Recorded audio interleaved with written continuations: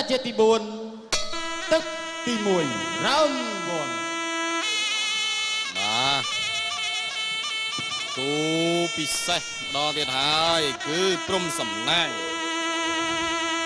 បង្គោលក្រហមចំណាប់ហើយបង្គោលខៀវជុងអាងហ្វៃបាទអ្នកទាំងពីរមិនដែលជួបគ្នាទេបាទគឺថ្មីស្រឡាងទាំងអស់គ្នា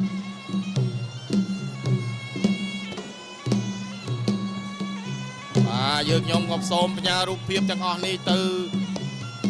សៃសវៀនបាយ័នស្ទឹងមានជ័យផងដែរបាទគឺកម្មវិធីបដាល់ខារ៉ាបាល់ថ្ងៃនេះសូមផ្ញើរូបភាពនេះដល់ទស្សនិកជននៅកំពុងអង្គុយរងចាំកម្មវិធីបដាល់លោកបាទនេះបាទល្ងាចនេះបាទហើយល្ងាចនេះនៅសង្វៀនបាទស្ទឹងមានជ័យក៏មានការប្រកួតអន្តរជាតិមួយផងដែរបាទខ្សែក្បាត់បាទខ្សែក្បាត់របស់ខារ៉ាបាល់បាទមានកីឡាកររូបណាខ្លះលោកបាទល្ងាចនេះផលសភ័ណ្ឌបាទនឹងត្រូវជួបជាមួយនឹង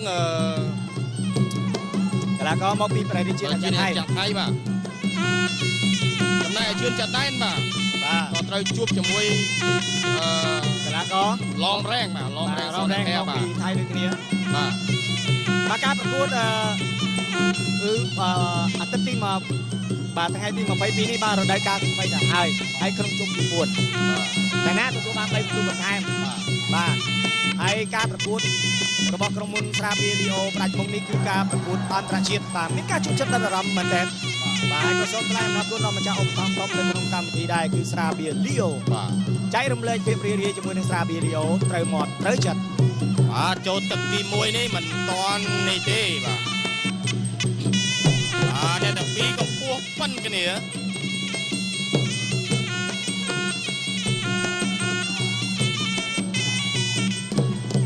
អោបបាទចុងអាងថៃនេះនរណាគេដាក់រហស្សនាមឲ្យដែរមុខខ្មោចបាទវាយអត់ឈឺទេបាទខ្លះមុខឈើខ្លះមុខខ្មោចបាទព្រមសំណាងជួបថ្ងៃនេះបាទកំពុះជាព្រមសំណាងទៅទៀតបាទកំពុះម៉ាត់78ព្រមសំណាងបានតែ75ទេបាទជុំអាងវាយគេខ្ពស់ជាង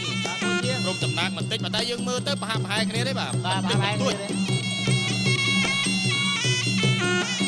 ចូលអរណាសំណាងចូលឡើងជង្គង់របស់សំណាងជុងអាងវាយ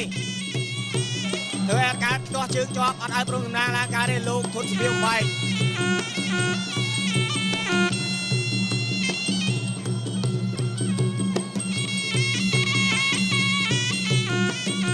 អត់មួយអ្នកជើងរបស់ជុងអាងវាយកោះកែងរបស់ព្រមសំណាងចាប់ទឹកទី1គួរđã chết thì buồn tức thì bì round 2បាទគូពិសេសទី4ឈានចូលដល់ទឹកទី2ហើយរវាងបង្គោលក្រហមព្រំសំណាង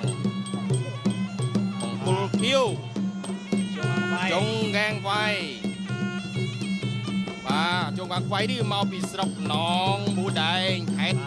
តែយ៉ាភូមិបាទចំណែកបង្គោលក្រហមយើងព្រំសំណាងគឺមកពីភូមិត្រាំងក្រូចគុំក្រាំងដីវាយស្រុកព្រំស្រួចខេត្តកំពង់ស្ពឺបាទកម្មវិធីរបស់យើងដំណើរការបានដោយសារមានការឧបត្ថម្ភធំពីស្រាបៀរលីអូជាស្រាបៀរនាំចូលដែលមានរសជាតិឈ្ងុយឆ្ងាញ់និងស្រាលស្រទន់ដែលលោកអ្នកចង់រំលែកជាមួយកម្មវិធីជប់លៀងជាមួយមិត្តភ័ក្តិស្រាបៀរលីអូត្រូវបានជ្រើសរើសដើម្បីទទួលទានពិសាជាមួយនឹងអាហារគ្រប់ប្រភេទដែលធ្វើឲ្យរសជាតិកាន់តែមិនអាចបំភ្លេចបាននិងបរិយាកាសកាន់តែសប្បាយរីករាយស្រាបៀរលីអូត្រជាក់ត្រូវមាត់ត្រូវចិត្តបាទយើងមកមើលសយវាវិញ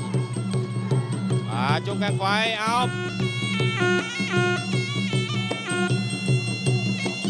ញ៉ាកដាលបំបែញ៉ាកដាលគឺលោកហ៊ុនសុភាវាយបន្តម៉ាត់ឆ្វេងម៉ាត់ស្ដាំពីព្រំតំណាងចង្គង់ពីកាំងខ្វាយទាស់ជង្គង់មួយទៀតបាទទាស់កែងសំណាងអោបតែសំណាងរុះកែងជង្គង់ពីសំណាងជង្គង់មួយទៀតសងវិញពីកែងអ cái bị sầm nang one two môi pi bay buôn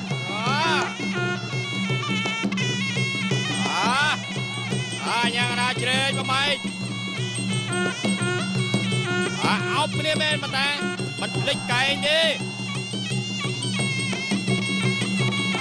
trong cung tôi quên cho màu ngang quay cho trong cung chuột trong cung quên cho năm sầm nang quay cây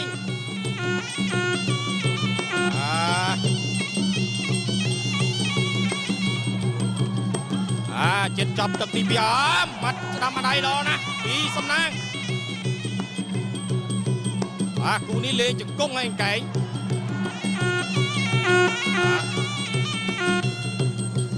trong cung bị ghen hoài trong cung son tha bị sầm nang mình cung từ bên nào trong cung bị sầm nang trong cung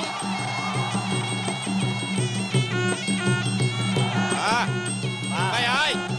số cả xa trong hàng phay mà bỏng mang cái công có mang cay cái ót ấy mà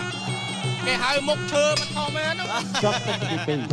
cái gì lì như ត្រូវ បានមកដល់ផងដែរអ្នកឲ្យទឹកចេញក្រៅ គួនរាជាទី4ទឹកទី3 round 3 រ៉ោនស្រីដល់ហើយបាទចាំមើលចុងអាំងហ្វៃឬមកព្រមសំណាងដល់ក្រៅមួយចុងអាំងហ្វៃដើរចូលបាត់ស្ដាំឡើងជង្គង់របស់ព្រមសំណាង លោកចិនដាគេហៅថាកាឡូនេះគេហៅថាកាឡូជាឲ្យបាទ75គីឡូបាទកាឡូធំជាងគេបាទ កាឡូធំហើយ បាទនៅក្នុងការបដាល់នេះមានកាឡូឲ្យលឿននឹងគេទេលោកចិនដា មាន លឿននឹងទៀត 80គីឡូ 80មាន ឡើងជង្គង់របស់ព្រមសំណាងឡើងជង្គង់មួយទៀតរបស់ព្រមសំណាងឡើងជង្គង់គាត់ដឹងសិនទេចូល កូសោកូសោ1 2 ប្រហែលជង្គង់ទួនមកព្រមតំណាង 5 6 វាយមុខមិនឈឺវាយពោះទឹកលើ 8 9 10 ចាប់បាត់ទៅហើយ បាទសោសម្លេងគ្រប់ត្រង់ហើយ បាទមើលរូបភាពយឺតបាទ ជារូបភាពយឺត 6ចង្គង់បាទពេញល្អណាស់សម្រាប់ព្រំតំណាងជុងកែងហ្វាយនេះវាយមុខអត់ឈឺទេ បាយមកអត់ឈឺទេ បាទ ដល់ពេលចាញ់ជង្គង់ ចាញ់ជង្គង់បាទ